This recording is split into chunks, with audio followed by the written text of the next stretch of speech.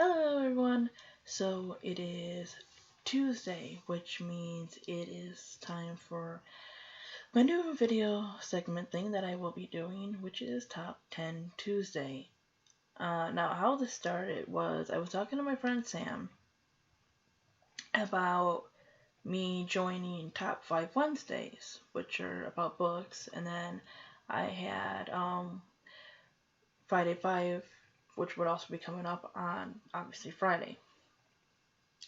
So at first, because I wasn't really clear on my text, which I do often, um, he had thought that I was talking about something more random. And so like a day later or so, I text back and I'm like, you know what?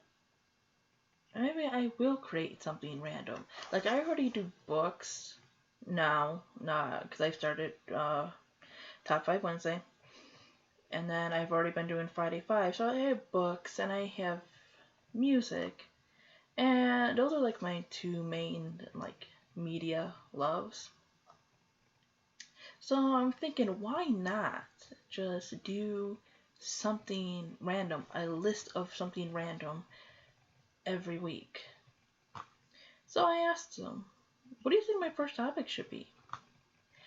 And he came up with an excellent one. So here is my very first topic for my newly Top 10 Tuesday.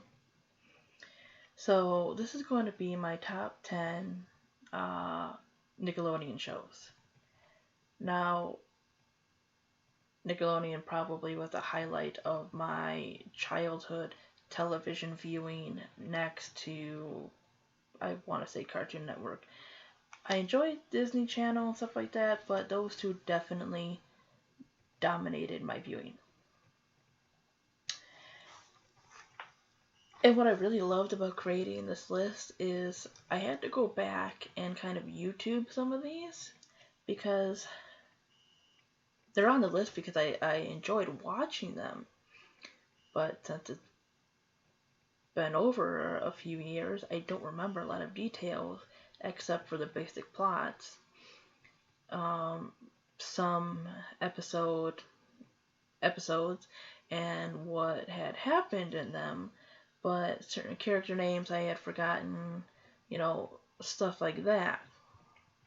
But I just remember enjoying the shows. So this was a good opportunity for me to go back and rewatch some of that stuff that I enjoyed as a kid, and it was just really fun. So at number 10, I have The Adventures of Pete and Pete. The show is basically a weird Nickelodeon show in all its weird glory. Show about two brothers who were named Pete and Pete, and yeah, just the weird stuff that happened between them and their daily lives and stuff like that. It was basically a show about two brothers. I do remember mainly that episode. Remember where that mysterious phone kept ringing and everything? That's like the episode for some reason I remember out of all of them. I'm pretty sure that was on that show. Remember, it's like the payphone kept ringing and ringing and like people were afraid of it. And then it just turned out to be some guy trying to get a hold of somebody. I don't know why I remember that episode out of all of them. Maybe it's because payphones really aren't around anymore. It just kind of, reminds you of that.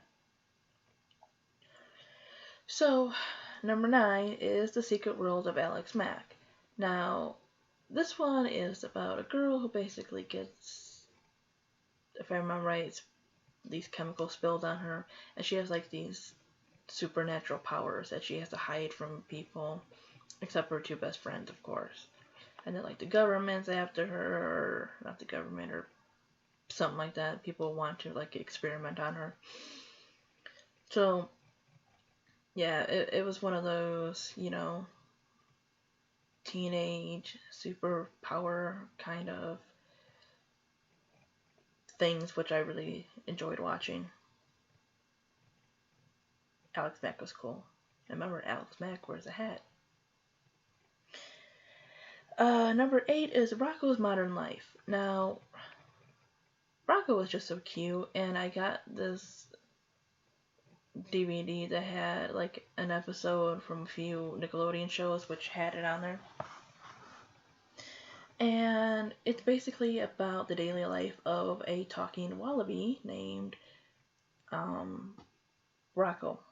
Why am I drawing a blank when his name is right there? I don't know. But yeah, it was just a cute cartoon. He had this cute Australian accent and everything. And, for a while, I didn't know he was a wallaby. I thought he was just like a tiny, tiny kangaroo. But that shows you how much people know about Australian animals other than a koala and a kangaroo. So we all need to get educated that there's more animals out there. Number 7 is Hey Arnold, which was about a kid. It had a football-shaped head. He lived with his grandparents. And there was this girl, I believe her name was Helga. Yeah, her name was Helga, right? The blonde one, who was always picking on him, but she secretly loved him, which I found, like, hilarious and everything, because she's, like, this tough girl and everything, but behind, like, closed doors, she's, like, all girly, going girly crushy over him. Number 6 is Kablam. Now, Kablam was basically a sketch comedy thing that were hosted by 2 cartoon characters named Henry and June. And it was just ridiculous. They had this thing called Action League Now, which was about these idiotic superheroes. That one really stuck out. It was just funny. For a kid show, it was funny and just entertaining. Now, before Kablam, and it had to go on this list as number 5, which would be All That, which was another sketch comedy from Nickelodeon, of course, that had, so many signature characters and stuff. And that one, if I remember right, that one brought out a lot of actors and stuff. Goddamn, I can't recall any of their names right now, but they've been in other stuff, and I think they got a lot of their start on that show. Between that and Kablam, they were just hilarious for sketch comedy made for, a younger audience. And it's shows like those two, that's kind of why they're back to back, that got me into other things like Mad TV, and then, more adult comedy kind of thing, so those definitely had to be on the list.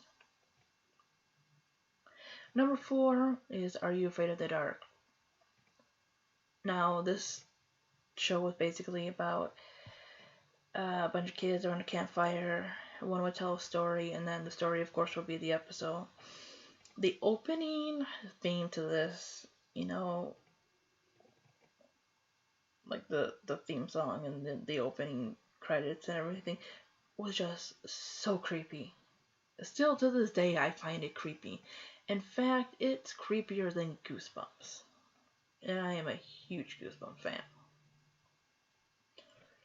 But for the scary stuff aimed towards kids, some of the stuff was really creepy. It's almost like those scary stories to tell in the dark books, and how creepy those pictures were. Yeah, that's kind of the same thing. Number 3 is Doug.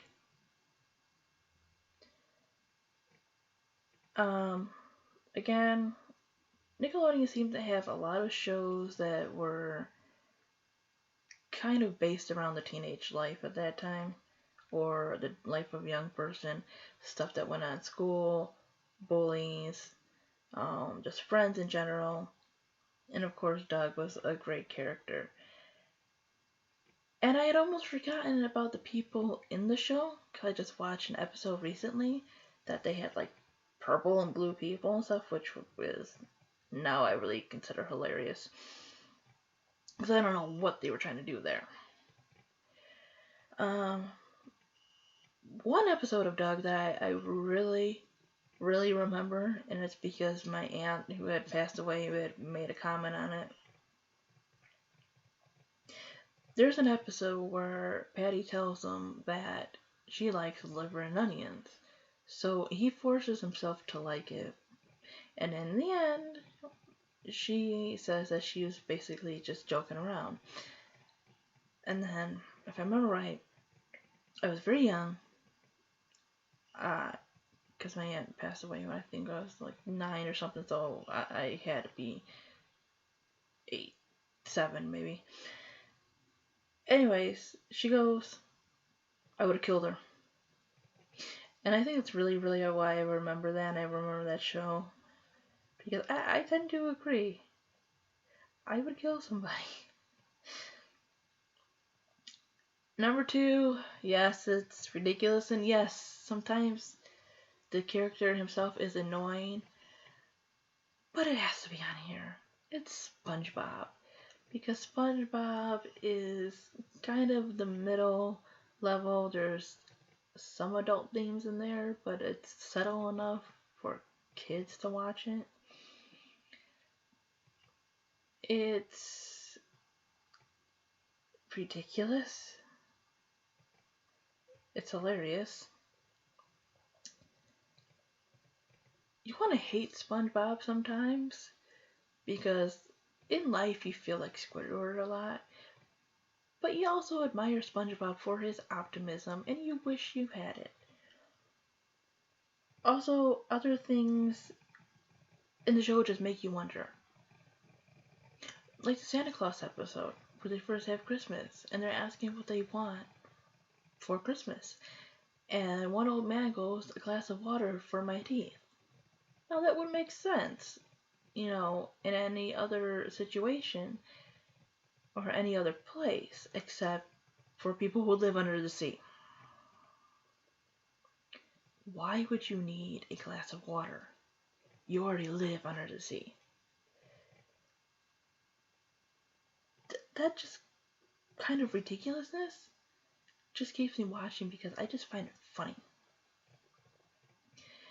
And so, at number 1. This had to be number 1 because I watched the crap out of this as a kid. It just has so many like signature characters, and they just have different personalities, and the fact that they were babies and the things that they believed and said and mispronounced was just so cute. Rugrats have to be the number 1 on this one. That had to be probably the best show, in my opinion, that they've had on. It's just funny and lighthearted and cute. I enjoyed all the movies. I think they did good with adding 2 more characters in, which would be Kimmy and Dill. I did enjoy All Grown Up too when I got older. That one, it's a different show all on its own, but I did enjoy it. So that is my top 10 Nickelodeon shows. I hope you enjoyed, and I will see you next time. Bye.